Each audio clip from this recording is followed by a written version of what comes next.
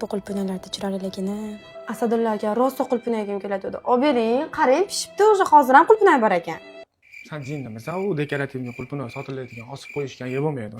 Marg'ilonda Kaminatda yaqinda ochilgan magazinga keldik. Bu yerda noodatiy idishlarni topishingiz mumkin. Bugun sizlar bilan Zamira universal magazini haqida gaplashamiz. Bu do'kon oldin onlayn ishlagan, hozirda esa offlayn o'zlarining do'konlarini ochdilar. Bu degani siz bemalol Kaminat bozoriga kelib, ko'rib xarid qilsangiz bo'ladi. Xohlasangiz dastavka qildirsangiz ham bo'ladi. Uyingiz uchun noodatiy dekorativniy idishlarni, bolajoningiz uchun shunaqangi partalarni, afzal suvenirlarni, qo'shnijonlar ham kirib, "Voy tot, bu idishlarni qayerdan oldingiz?" deb so'raydigan idishlar aynan shu do'kondan topasiz. Xullas, kelganlar darmonda, kelmaganlar armonda degan do'kon aynan shu bo'ladi. Havolar ham sovib qoldi. O'zingiz bilan olib yurish uchun shunaqangi qulay termizlarni, bitta qiz orzu qilgan shunaqangi oynalar ham bor. Narxi atigi 550 ming so'm. Xohlasangiz ismingizni ham yozdirsangiz bo'ladi. Endi esa manzilni aytaman. Marg'ilon Kaminat bozorini Chao Yiko magazini ro'parasidan kirganingizda chap qo'lingizda marojnaxona keladi. Undan o'tib chap qo'lda oynali magazinlarning oxirida joylashgan. Yo'qotib qo'ymaslik uchun obuna bo'lib qo'ying.